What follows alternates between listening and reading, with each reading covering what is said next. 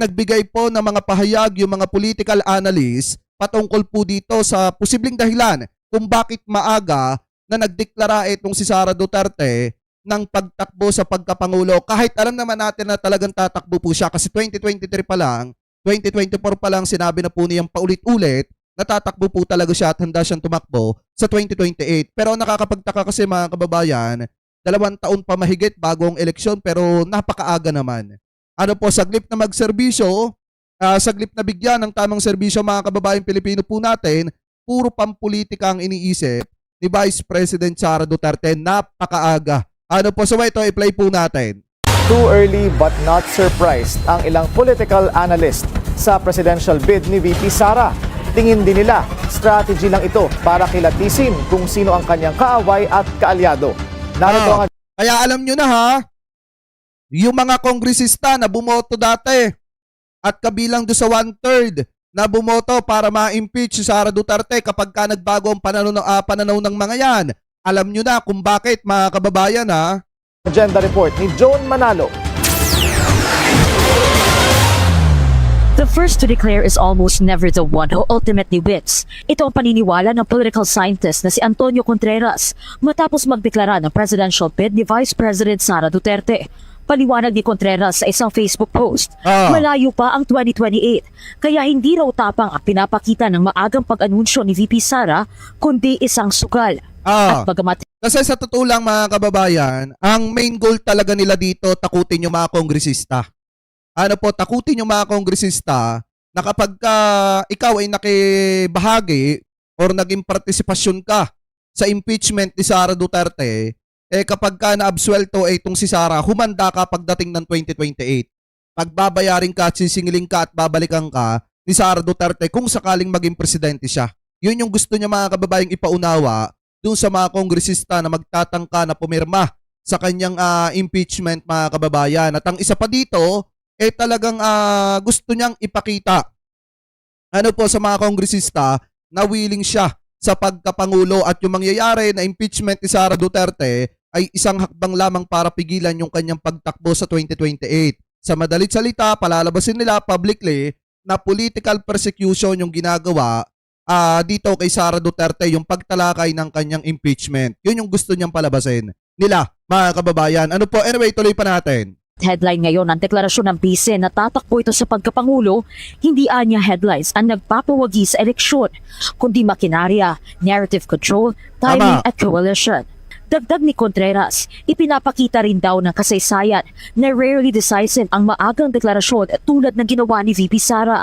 Patunay raw nito sina dating Pangulong Noynoy Aquino at Rodrigo Duterte at maging si Pangulong Bongbong Marcos dahil marami na anyang pangalan ang lumutang sa pagkapangulo bago pa sila nag-anunsyo ng kanilang pagtakbo. Para naman kay Jean Franco na isa ring political scientist, political strategy lang ang ginawa ni VP Sara at hindi na raw ito kagula-gulantang.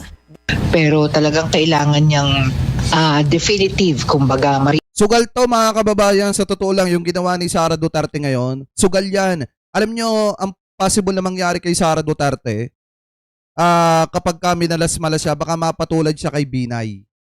Before, mga kababayan, na sa sobrang aga, ang nangyari, di ba, una, malakas, oo, pero ang ending mga kababayan, nasira lang din siya. So, ganun ang possible na baka mangyari kay Sara Duterte. Kaya nga, ang nangyari dito, checkmate siya.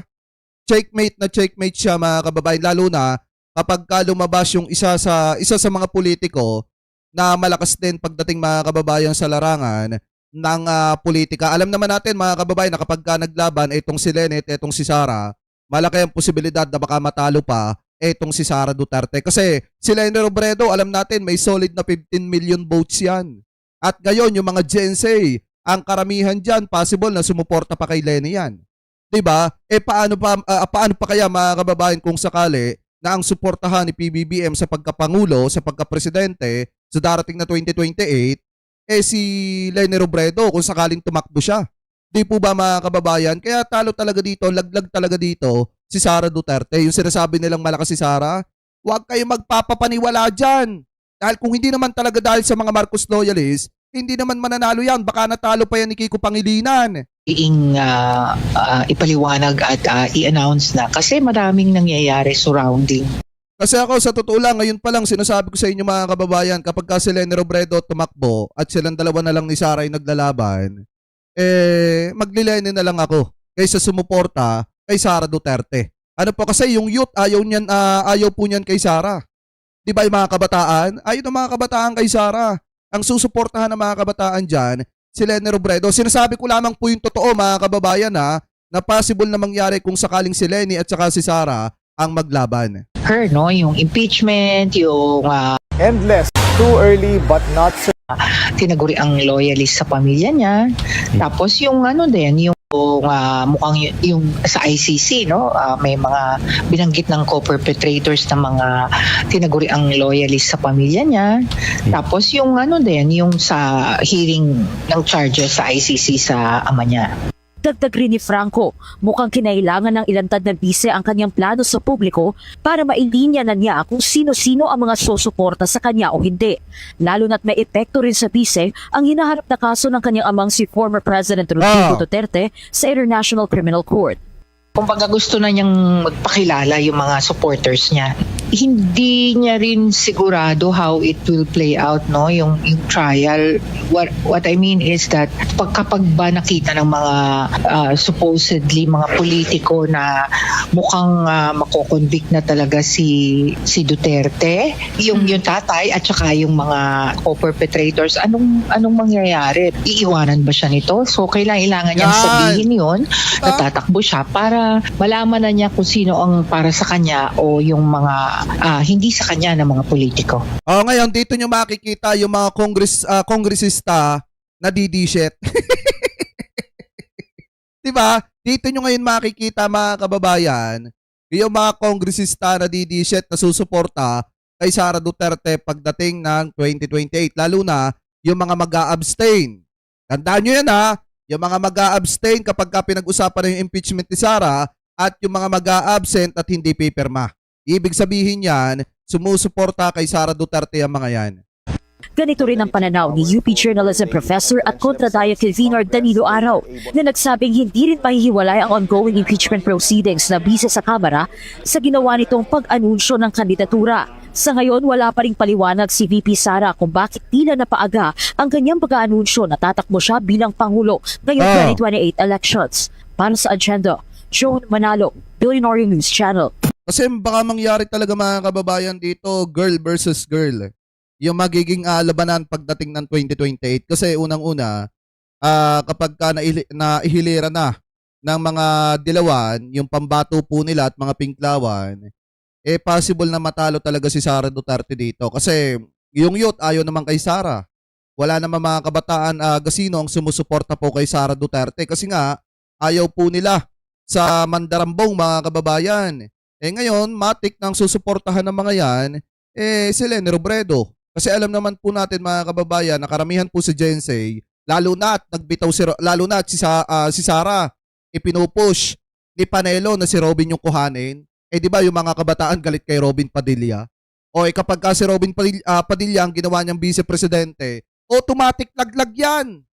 Diba lalo na at galit na galit ang mga kabataan ngayon kay Robin Padilla nung sinabihan ni Robin Padilla mahina ang mga kabataan. Ngayon, matitikman nila pagdating ng 2028 yung sinasabi nilang mahina. Ano po yung minamahina nilang Jensei? Matitikman nila yan pagdating ng 2028. Manatiling nakatutok sa Diba? So ngayon mga kababayan, maliwanag po na nung si Sara Duterte ay nagsimula na sumugal. Doon na rin po nagsimula na magkagulo sa loob ng grupo ng mga kaalyado ni Sara Duterte at lumabas yung mga naghahangad na gawing vice-presidente si ganito, ipush si ganito, lumitaw nga din ang pangalan ni Benji Magalong. Diba ni Magalong mga kababayan? Ito, pakinggan muna natin. Itong nakita po nating balita. Kasi sabi dito, ayon kay Panelo, Robin Padilla at Bongo ang posibleng katandem ni VP Sara. Paano na si Marcoleta? Paano na si Amy Marcos? Diba na naghahanga din na maging vice-presidente? O di laglag na? Paano pa si Magalong na ipinupush din na gawing vice-presidente ni Sara? O di laglag na? So ngayon mga kababayan, ang possible na mangyari talaga dyan kung kukuhanin ni Sarang vice-presidente si Robin, talagang matalo si Sara. Kasi ipapakita ng mga kabataan yung galit nila kay Robin kapag ka dumating yung 2028 national election. Anyway, tuloy pa natin. Makakausap natin ngayon si former Chief Presidential Legal Counsel Salvador Panelo. Magandang gabi po sa inyo, Pakinggan Atty. nyo, ha? Panelo. Magandang gabi, Wheeler. Sir, sa tingin niyo ho ba may basbas ni FPRRD ang presidential bid ni VP Sara, considering na sinabi noon ng dating Pangulo na the presidency is not a woman's job? I have no personal knowledge on that, but hindi naman Dapat nga kasama din to sa ICC kasi presidential advisor ni Duterte yan. actually yun ang sinabi ni Presidente Duterte noon. Ang sinasabi ni Presidente Duterte noon, naaawa siya sa kanyang anak na maging presidente sapagkat napakahirap maging presidente. Ayaw niya nang maranasan ng anak niya yung dinaranas niya at the time that he was president. Yun ang pinaka-context noon. At ano ho ang masasabi ninyo sa timing ng announcement? Masyado ho bang maaga ang deklarasyon ni VP Sara o tama ang kanyang estratehiya? Sa akin alam na naman ng lahat na tatakbo siya. Lahat diba? ng galaw ay talagang pointing to the presidential run. O tama yan Panelo sinasabi mo, ipahiya mo si Sara Duterte. Na kahit mag-announce siya na mag-announce ng paulit-ulit, hindi na naman bago yan. Hindi nga nagulat ang taong bayan eh. Kaya lang naman kasi pinag-uusapan yan ngayon kasi masyadong timing doon sa usapin ng impeachment po niya mga kababayan. Di ba masyadong timing? Kaya pinag-uusapan yan ngayon, kaya nagtitrending ngayon yan. Pero kung nag-announce lang siya nang walang nakanganga na impeachment laban sa kanya, hindi magiging usap-usapan yan mga kababayan kasi expected na ng taong bayan na tatakbo talaga siya sa pagka vice-presidente. Kasi nga 2023, 2024 sinasabi niya na po yan. Ano po na talagang willing siyang tumakbo. 2026. Kaya sa akin alam na hindi, kung mga deklarasyon na lang na formal. At diba? sa tingin ko rin, yung kanyang pagdeklara ay ang pagtanggap niya sa hamon ng tadhana na pangunahan niya na siya'y mamuno na at iangat niya na ang ating bansa sa malawak na katiwalian, malawak na problemang bumabagabag na hindi nabibigyan ng solusyon ng pangkas.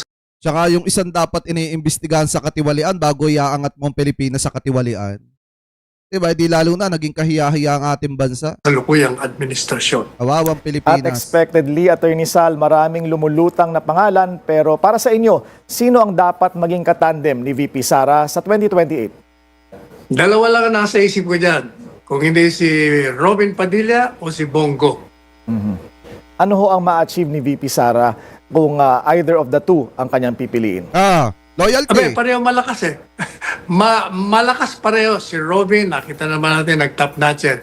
Ganon din naman si Bongo. So wala kang mapagpilian sa dalawa. Pareho malakas Talagang mananalo. Game over na yan pag yung dalawang yan. Either or.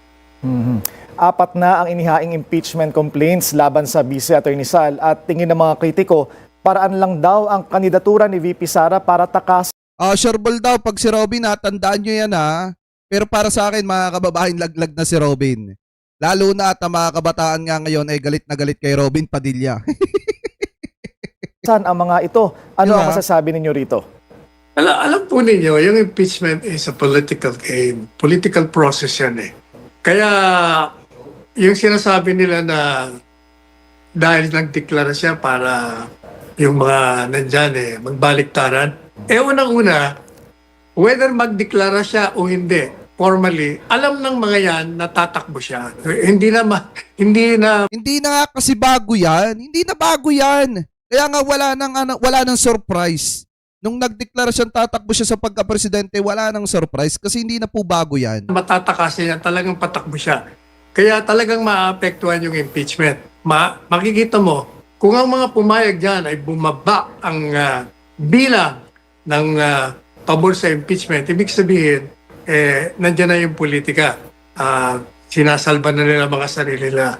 Pagdating din sa Senado, ganun din yan. Alam nila tatakbo yan Kaya nakita natin yung nakarang halalan, yung mga kumontra sa mga Duterte, nagbagsakan lahat. Kaya nandyan ang dati yan, whether she formally launch her candidacy or not, alam na nila na papunta talaga mo. Ano ho ang prediction ninyo sa kahihinatnan nitong impeachment complaints, Attorney Sal? Sa tingin ko, maring makalusot ang impeachment, pero sa Senado, bagsak yan. Titingnan Tumungo naman natin. tayo, Attorney Sal, sa ICC. Wala hong balak dumalo si FPRRD sa confirmation of charges hearing. Ano ang aasahan natin sa mga pagdinig? Kung mapapayuhan lang natin si Presidente Duterte, kung ako siya, aatin ako. Regardless of kung anong perception niya, whether may jurisdiction o wala. Talaga naman walang jurisdiction at siya ng kanyang posisyon. Kaya lang, 1 taon na siyang nandun sa loob. Halos wala siyang nakikita ng mga kaibigan niya. At yung mga kaibigan niya, pati mga miyembro ng kabinete niya, pupunta ron para makita siya, para makita naman nila siya. At siya'y makita rin niya. Pagkakataon na yun makakatulong sa kanya yun. Mentally, emotionally. Kaya sayang na hindi siya pupunta ron. At may impormasyon ho ba kayo kung nasaan ngayon si Senador Bato de la Rosa, Attorney Sal? Yan ang hindi natin alam. At kahit alam ko, hindi ko rin sasabihin. Okay. Wala rin hong nag-text sa inyo. Wala. Actually, pinapadala ko siya ng mga text ko, yung mga pahayag ko. Wala naman ako natatanggap na sagot. Pero nandyan lang yan. Alright, maraming salamat sa inyong oras. Ayan mga kababayan ha, kayo naniniwala ba kayo doon sa sinasabi ni Panelo? Kasi mga kababayan sa kanya, ang nakikita niya si Bongo at saka si Robin Padilla. Kasi nga, yan yung nanguna, si Bongo nanguna ng 2025 midterm election, si Robin naman nanguna ng 2022 election mga kababayan. So yun yung pinagbasihan ni Panelo kung bakit sure win daw itong mga Duterte at saka itong si Sara Duterte at itong si Robin Padilla mga kababayan kung sakali or itong si Bongo. Kasi ang problema, si Sara nga at saka si Bongo hindi nga magkasundo. Kasi nga, nahati sa dalawang faction mga kababayan, ito pong grupo ng mga DD-shit, yung isang sumusuporta kay Hanilet at yung isang sumusuporta kay Sara Duterte. So ngayon mga kababayan, ang possible dyan na pagpilian ni Sara, in my personal opinion, either etong si Robin, etong si Marcoleta, o etong si Amy Marcos. Kasi si Amy Marcos, naghahanga din na maging vice-presidente ni Sara Duterte. At isa pa syempre, hindi mawawala sa listahan mga kababayan, etong si Benjamin Magalong kasi ipinupush siya ni Raul Lambino na gawing vice-presidente ni Sara Duterte. So ito, i-play po natin kasi ito na yung isang patunay na talagang tedeshet nga. Baguio City Mayor Benjamin Magalong's name has also come up as a possible running mate of Vice President Sara Duterte in 2028. Suportado si Magalong ng partido ng ama ng pangalawang Pangulo. Narito ang exclusive agenda report ni Dobby de Guzman. Kung ang tagapagsalita at Vice President for International Affairs ng PDP laban na si Atty. Raul Lambino raw ang tatanungin, magandang kombinasyon ng Duterte-Magalong para sa 2028 elections. Nako, matutuwa ako pala doon yan. No, tuntuan ako na nag-declare na si VP Sara for President sa 2028. At kung si Mayor Benji naman, Mayor Benji Magalong ng Baguio City. O di ba naghahanga din maging vice-presidente? Kasi mga kababayan, hindi naman siguro maiipos siya ni Lambino kung hindi na ikwento sa kanya ng kanyang BFF na talagang gustong magkaroon ng higher position. Kaya nga mga kababayan ng mga panahon na nagpapaipal-ipal dyan po sa mga investigasyon ng ICI, yun ay isang isang exposure na, ika nga mga kababayan. Ano po nitong si Magalong kasi nga naghahangad na magkaroon ng posisyon sa national. Ano po mga kababayan? Anyway, tuloy pa natin. Ay magdi-declare siya, tatapos siya Vice President. Ako, napakagandang tandem yan. Duterte-Magalong. Kapatubong Pangasinan si Atty. Lambino at Mayor Magalong. Anya, may pagkakahalintulad ang Vice Presidente at Alkalde. Alam ko yung tapang ni VP Inday at malasakit niya sa tao. Ganon din si Mayor Benji. May tapang na, may malasakit pa sa tao. Kaya maganda yan. Sana nga si Mayor Benji, i-consider niya yan. And may the Holy Spirit guide him sa kanyang magiging decision kasi 3-termer na siya na mayor ng Baguio City. Napangiti at ikinagulat ni Mayor Magalong ang hirit ni Atty. Lambino. Bago iniisip yun eh. Kasi nakapokus kami doon sa aming advocacy. At ang advocacy kasi namin ngayon, we're going to shift from embracing awareness of the... Pakiipot ka pa eh.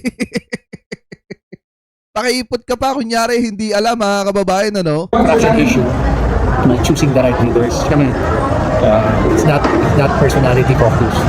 It's about telling the people and empowering the people so that they will be able to choose the right leaders for this country. Gayunpaman, nagpasalamat si Magalong na naikonsidera siya ng PDP Laban na masugid na nanligaw kay VP Sara para tumakbo bilang Pangulo. Naniniwala si Atty. Lambino na sure win na si VP Sara kaya lagi umanong tinitibag ng mga kritiko. Para sa agenda, O di at least mga kababayan, naliwanagan tayong lahat na talagang literal na didisit etong si Magalong. O yan, maliwanag daw ang sinabi ni Magalong na sure win na etong si Sara Duterte kaya daw tinitibag ng mga kritiko. Kaya ngayon, na maliwanag dito, dapat nga pala talagang una pa lang tinanggal ka na sa ICI kasi wala ka namang gagawing maayos doon dahil nga unang-una, talagang makaduterte ka. Kaya nga pala mga kababayan, hindi kayang pumunta at mag-imbestiga ni Magalong dyan po sa Davao City, yung mga flood control dyan, nung siya ay nasa ICI pa. Kasi nga, wala Makaduterte talaga mga kababayan, sa madaling salita, dead-shit po talaga. Pero alam niyo, maliwanag dito, talagang kung maglalaban, halimbawa, etong si Sara o kaya ang kalaban niya, maalin po kay Leni Robredo, kung tatakbo si Leni Robredo, or etong si Rapi Tulfo, halimbawa, baka matalo pa ni Rapi Tulfo yan. Yan po yung katotohanan dyan mga kababayan.